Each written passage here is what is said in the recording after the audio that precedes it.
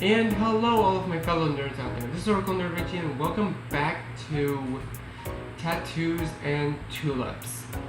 I've been literally running out of breath lately, but I'm doing alright. Anywho, last time we left off around chapter 4, I believe? At least I think it's chapter 4. And now we're going to be continuing from where we left off. So hot and sweating everywhere. Though it's still pretty darn cold, I'm wading in the water in no time. I decided to go solo since B stays behind to rest under the parasol, and Shay hasn't even gone in the water yet since it's so chilly. Most of the time is spent just standing and letting the waves hit me, walking around and cooling myself. I turned to the shore to check on Shay's progress. Still only knee deep.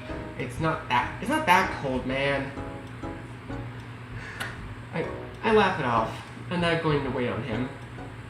Though in a moment something shifts, and my staying in the shallow part doesn't matter. Visible to my eye, I feel myself pulled backwards away from the shore. Immediately I start to swim. I'm a strong swimmer. I've been swimming nearly my whole life, but nothing. I try not to panic, remembering what I was taught. Swim parallel to the shore. I feel as if I made progress, but still something is clearly wrong. It's not working. Huh? What the hell? My heart jumps. I feel a cold sweat rush over me. No, help! I try to keep swimming, but I'm growing more and more tired at every moment. I'm already several feet away from the shore. I don't think I have the strength to swim back. I look at the shore and wonder, or rather, know just where my life will end. Right before I'm even 21. But something rips through. Chris, let go!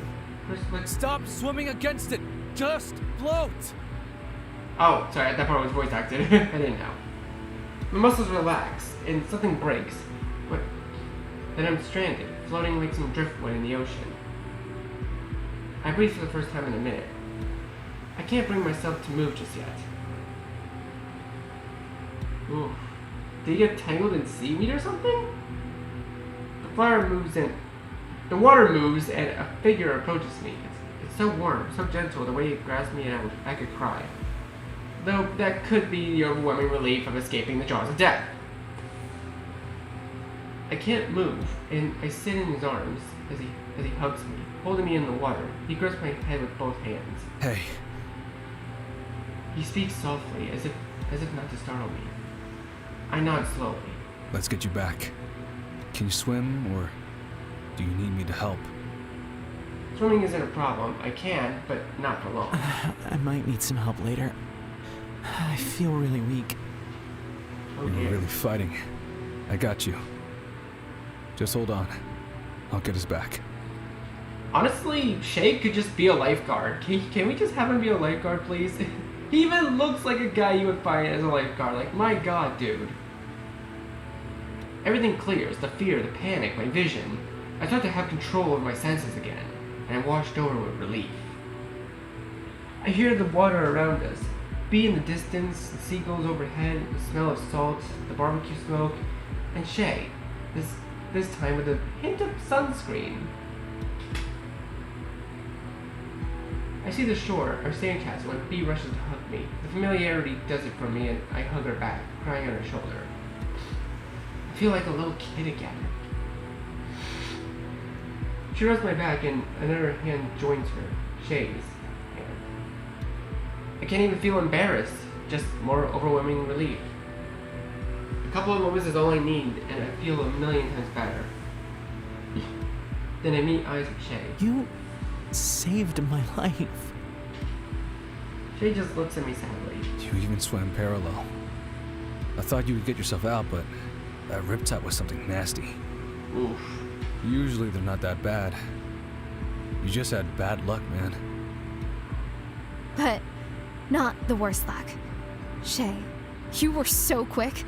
I didn't even have time to notice or get up.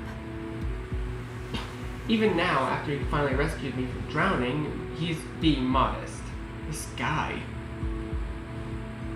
I'm in his arms in the next moment, hugging him like I had beef just before.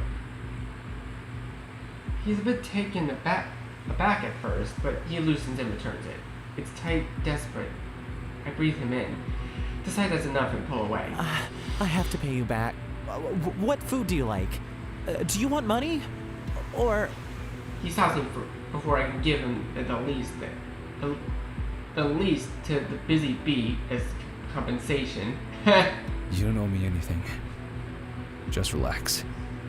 That'll make me feel better. Aww. I'm a bit worked up. I have a headache. I take a seat in my lounge chair. Shay pulls me a water bottle out of the cooler. Pulls a water bottle out of the cooler, chugging it in a single go. He breathes out heavily. Damn. My nerves are shot. I'm gonna go jog it off. You guys should eat or drink something. That sounds like a good idea. And like that, he's gone again. I'm astonished by him, in awe. Like I'm paying witness to something too good for this world. He's someone really special. I realize that then, lounging in silence as I watch him jog down the Z-line, that I really care about him. More than a friend, I have a crush on him. I'm done with denying it. I don't want to keep fighting against it. I want to let myself go and get sucked away, and maybe everything will be okay. Maybe he'll still be there, even if things go wrong. Our day pretty much ends there. I was so exhausted after everything was said and done. She walks us to B's car, just like he had after our visit to the park. There was a couple of words exchanged, and I'm back in front of the busy bee 15 minutes later. It all goes by in a flash, almost like a blur, as I think back on it. I notice when I get home, the sting along my skin and the reddish tint is hard to miss and familiar. A sunburn too, huh?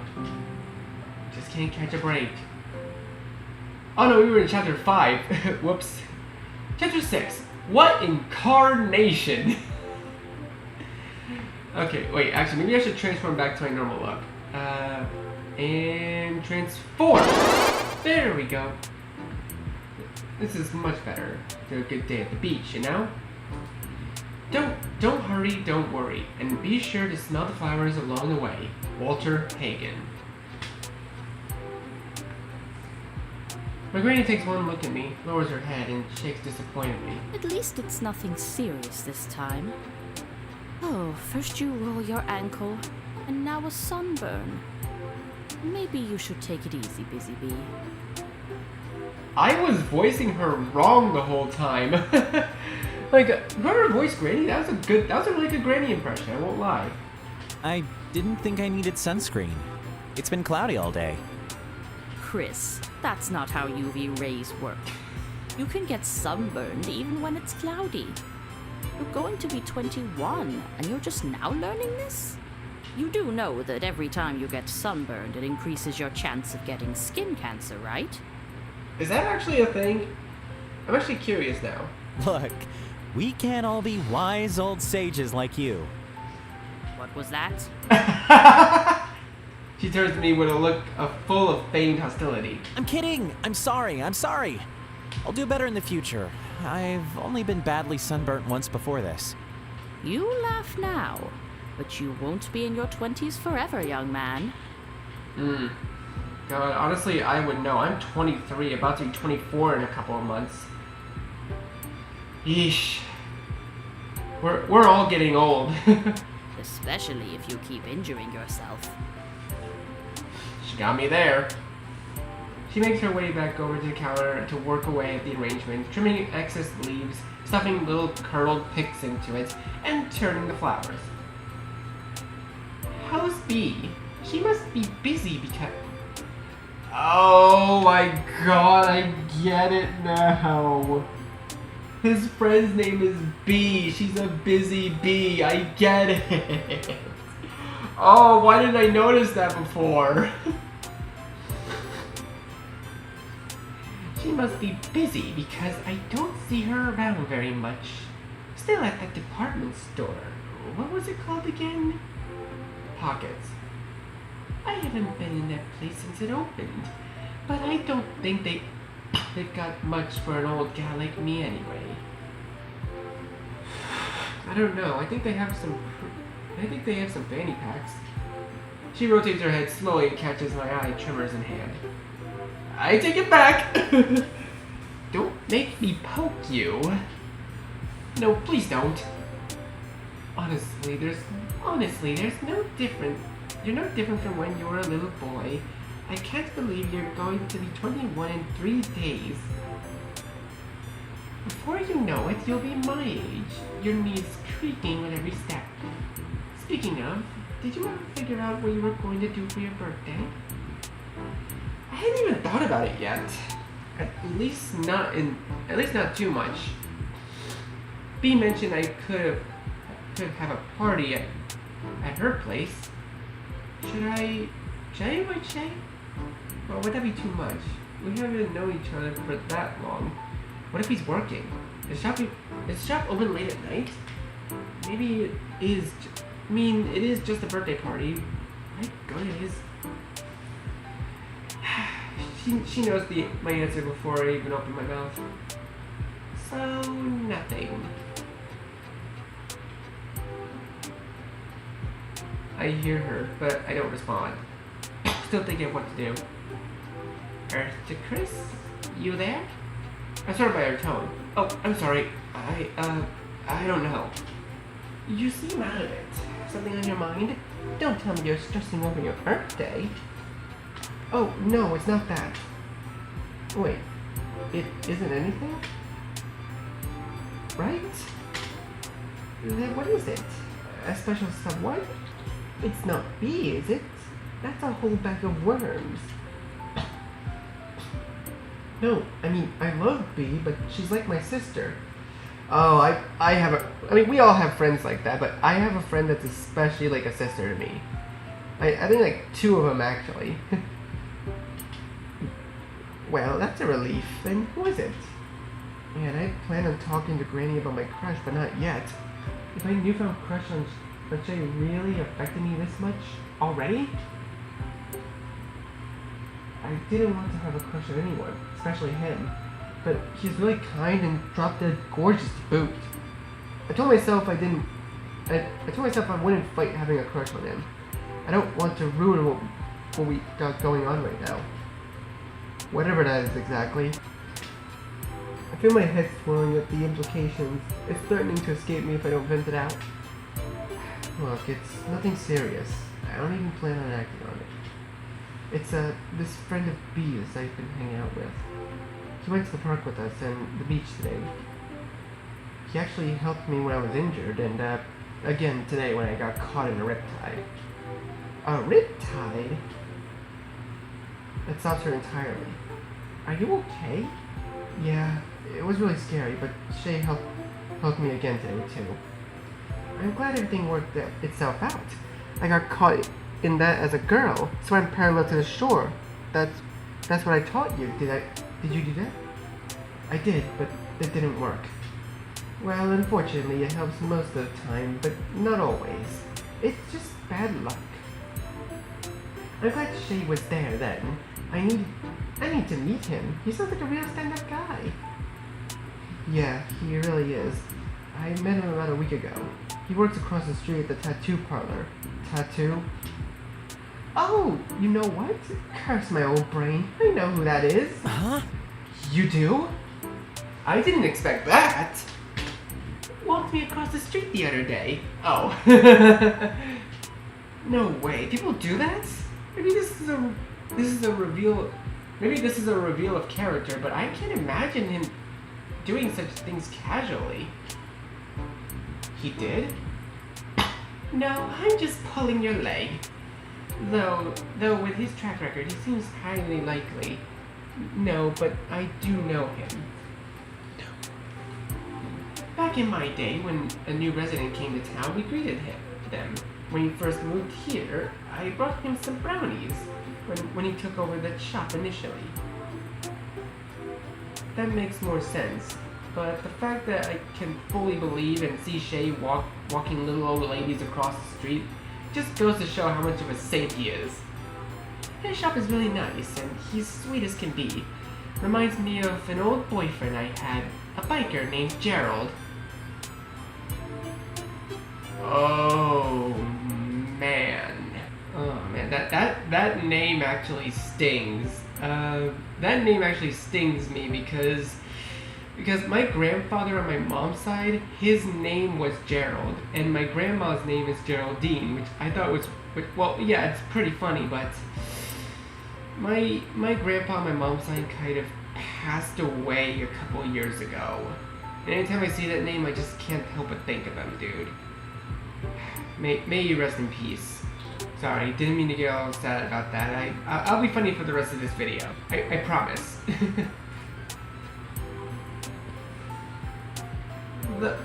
Though he went by Gearhead, of all things, looked all mean and cocky, but was a big old softy. Don't let Rich hear you say... I'm sorry, is he talking about me? Bruh, I'm right here! Dude! Why is this game speaking to me? Okay, seriously. Seriously, Devs, did you do this? Did you do this on purpose? Oh, bro. Dude, stop. Stop. I tease her. Rich is Granny's boyfriend. She met him about 2 years after Poppy passed away. Aww. She moved in with him a year after that, and that's about when she let me live here in her and Poppy's old apartment upstairs. It's always been surprising to me that Granny could manage to fall in love again after Poppy. Some of the family might have looked down on her for that, but I admired it. I'm so grateful to have such an awesome place to live, and Rich seemed like a good guy. I'm glad my Granny still had someone she can share the rest of her life with. She rolls her eyes at me. Rich knows good and well we both had entire lives before meeting one another. I'm just teasing. You're not too different from your granny, you know. Taste and everything. That Shay is a real dreamboat. Jesus. I could only blink in response, my cheeks hot to the touch. He even won my own Granny over with a single interaction. But this is bad. Very bad. But, Granny, I don't want to like him. She stopped mid-snip. You don't want to like him? The man who saved your life? I technically saved my own life. He just helped. I feel the need to clarify. I don't want my Granny to think I'm some damsel in distress. Look, good guy or not, I'm serious. I've been down this road already. Meet someone nice and attractive and fall for them, then everything goes wrong. I don't know if I have severe bad luck or if I just can't pick them, but I don't want to repeat history. I want this crush to be a temporary thing. Chris, if this is about... Don't say it! Cut her off. I know it's rude, but I can't bear to think about them. It'll just upset me even more. I can already feel my blood pressure rising. My instincts kick in and I prepare for flight. But I stay firmly planted in place. Get it? Planted? Because he works in a... Okay. Sorry, I don't want to think about it. They've been trying to contact me and I just want to focus on myself. Granny stopped what she was doing and took a seat beside me, resting a hand on my knee. Hey. She's already got her comforting grandmother voice on, coaxing me to let my walls down, and I could feel my heart tighten in response. If I'm not careful, I'll be a blubbering mess before too long.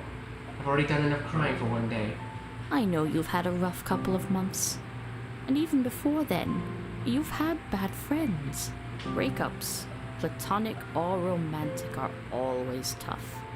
Especially when you've been cheated on and betrayed. That hits hard. Your heart still needs to heal, and I'm proud of you for taking the time to do that. You've really grown into a fine young man.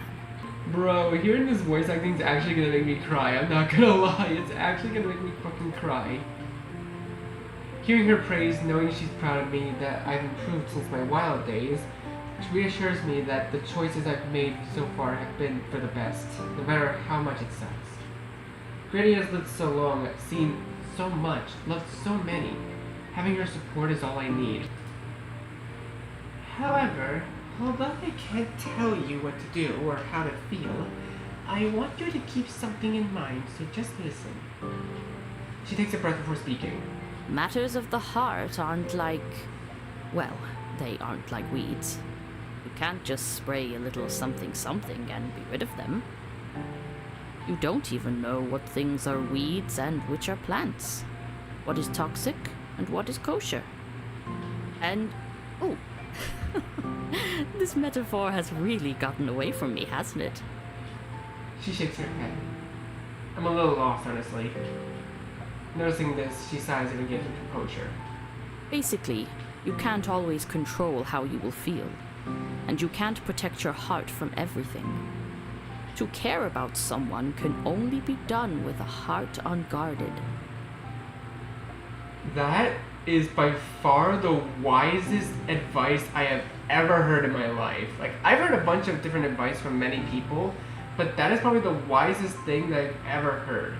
It's probably the most real thing I ever heard too, because it actually applies, especially to nowadays. Like, it's really hard to care about people if you've been hurt a lot. Like if you're a person who's been hurt a lot and you just want that hurt to go away, it's not easy. You need to like really, really work for it. And sometimes it's just best to let your walls down, let your heart be, as she put it, unguarded. Like, open up to people, let people know the real you, and once that happens, then you can feel free to open up to other people, like figure out what you want to do with your life, and through all of that, I think that's probably the best advice you can possibly give someone. You know, that's probably gonna be a quote from my channel. Like, I think I'm gonna post it as a quote sometime later. I don't know. If you don't want to care for Shay, then I have to tell you that caring for someone isn't something you can control. Besides, you already do. No sense in denying the truth. But you can care for him as a friend rather than a partner. But you can't keep yourself from liking him. Aww. Even if you want to. What she says makes sense, most of which I already knew. I guess I just wanted to believe there was some secret off switch. But I can care for him as a friend. Nothing says it has to be more than that. As if she hears my thoughts, Granny speaks again. Just be a good friend to him, Chris. That's all he expects of you. Aww. This is probably honestly the sweetest grandmother in all of fiction, I swear. You can even express your feelings to him directly, and maybe work something out from there. I imagine it's hard not to fall for someone like him. But everyone has an ugly side to them. Maybe you should wait and see what that is. Maybe it'll put you off him for good, or you'll like him despite it. Only time will tell. Yeah. No, you're right. He's not perfect. No one is. Though he's pretty damn close. You're a good boy. You have so much love inside you. There have been people who've taken your love for granted and mistaken your love for weakness. But you are not the only one who carries your heart on your sleeve. It's good not to rush into anything quickly, but it is also wise to not put up your walls. I understand what she means. She says it in such a way that I feel goosebumps across my skin. I know what she says is the truth, but that doesn't make it any easier to put it into practice. I don't have many friends, and I don't have any friends I want to kiss. my crush just go away if I put Shay off limits? Do I have enough self-control? Well, I have to try. I don't know how much more bad romance I can endure, but I've already put so much time into those who've wronged me, who've left on the back burner for a prettier face. I don't even think I am what Shay would want. I'm not as kind as him. I don't know anything about his world, his preferences, his past. I don't know how I could have ever considered him a romantic prospect when I barely know him as a person. I can't keep letting pretty faces cloud my judgment and steer my love life. No, I'm going to enjoy being 21, spending time with friends, and not worrying about being enough for someone. I've abandoned myself for so long. I won't let anyone get in the way of me again. Thanks, Granny. I really needed to hear that. Anytime, sweetie. She stands up and stamps a kiss on my forehead. I'm filled with a sense of peace for the first time in who knows how long. It feels silly almost, how I managed to work myself up so much. I can't forget about the people who care about me, who are always willing to listen to me. My head feels empty, like I had given it a proper spring cleaning. As for my party next week, Bea said I could have it at her place, like do a sleepover. With alcohol? That was the plan. That seems better than going to some sketchy bar, at least. Just be careful with those toasty cocktails. They're dangerous. One moment you're drinking some fruity frou-frou drink with an umbrella, and the next you wake up behind a dumpster in the bar parking lot. Ha!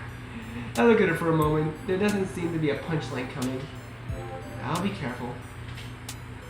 That's my sweet grandson. Now give your Granny Smith a kiss. I'm going to close shop, and you're going to take your tush upstairs. I don't argue with her. I kiss her and retrieve some aloe gel from the fridge and take it upstairs with me. Despite stinging all over my torso, I'm more tired than anything.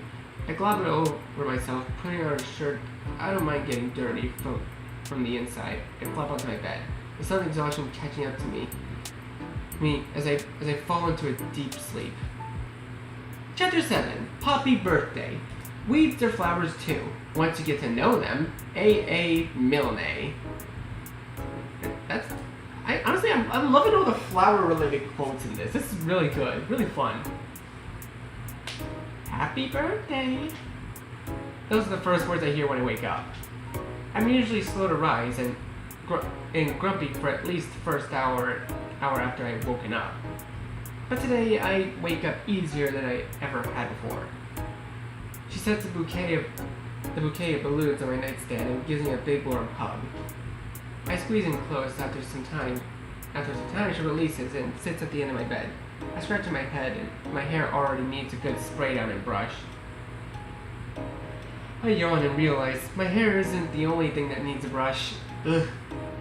Thanks, Granny. This is so sweet. Well, there's more where that came from. Get dressed and we'll go get breakfast. My stomach immediately growls at that, and Granny has taken me to get French toast for breakfast every year for my birthday, since I can remember. I can practically taste the French toast already. Oh, yeah, something funny, very funny thing, I actually had French toast for breakfast yesterday. It's like this game knows me or something. Like, seriously, devs, if you're watching, did you make this game specifically for me? I swear to God if you did. We do just that. At the Jade place, of course. I get a candle on my French toast with berries, and embarrassingly enough, the whole place singing happy birthday. But despite that, I feel like I'm floating. Granny never fails to put me at ease. Sitting in the booth across from Granny, she hands me a little present when I finish my food. For me? She rolls her eyes at my tone. I'm surprised she doesn't snatch it back from me. Stick to your day job, Chris. Open it. It's a cute little present wrapped in brown paper, with burlap and string. I'm hesitant to open it with how pretty it's packaged, but she's urging me to continue. I unwrap it. Inside it is a bigger box. I take off its top, expecting a piece of jewelry, some nice tweezers, but not this. I recognize it a couple of moments, reality hits me. The shop key? Oh, is she doing what I think she's doing? That it is? I told you, didn't I? You'd be taken into the shop in my place before too long. I think you're old enough now. I'm stunned. I didn't expect this day to come, but not so soon. Not now. I'm not upset, but I'm nervous. I don't know anything about running a shop, especially one as successful as ours. What if I get it all wrong? Hey, don't worry. I'll teach you everything you need to know. This is a good thing. You're more than qualified. You just have to trust in yourself. She's probably right. She always seems to be. I'm so young. I mean, Granny won't live forever, but she's still got a ways to go. Couldn't she have waited a couple more years at least? This is what I wanted, but just not when I wanted it. I try not to seem ungrateful, as that couldn't be further from the truth. I had always planned on giving it to your dad one day, but he never quite showed any interest in the business. Besides, he does not have a great thumb, let me tell you. I can't help but to giggle at that. Dad let every fish we had growing up die. At least Daphne and I turned out fine, though I think we have Mom mostly to thank for that. Speaking of which, then I shifted focus and tried Daphne out instead, but she found it dreadfully boring, and she was so impatient. Not much has changed on that front. Man, I hadn't thought of her in a minute. Daphne, my elder sister, by a whole 10 years.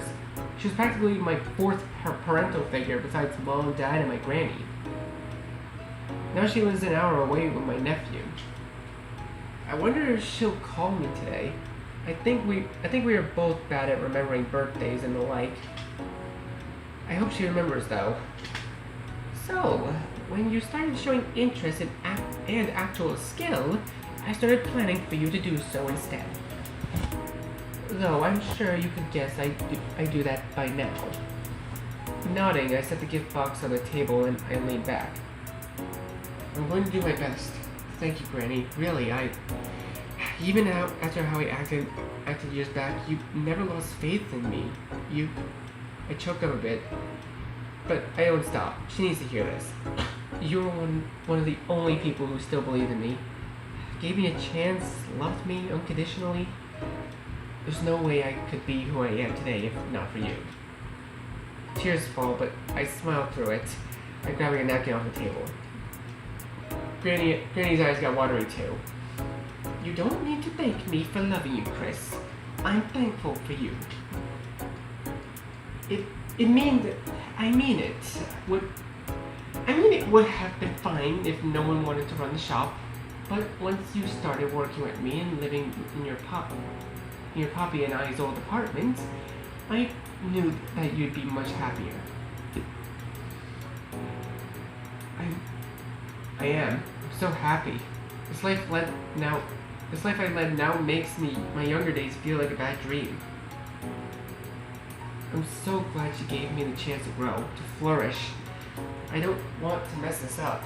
She trusts me so completely to pass on our family's great treasure. I'll cherish it until the day I die. I cry, but nod to her, sniffling. I accept, Granny. Thank you. I'll make you proud. I know you will. We part ways outside of the Jade Palace. She wishes me a happy birthday once again, before going back to her apartment, and I start to walk home. Whoa! Oh, new background. I got a text from B to show up at her place as soon as I'm ready. Okay, I think I'm gonna go ahead and leave this episode here for now, guys. This has been a wild, emotional ride, but but this is probably going to be the best part for me to leave it off on. So, thank you guys so much for watching this video.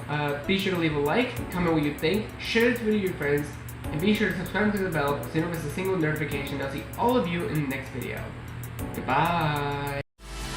You say you wanna try, but you never do. Sugar, there's a reason.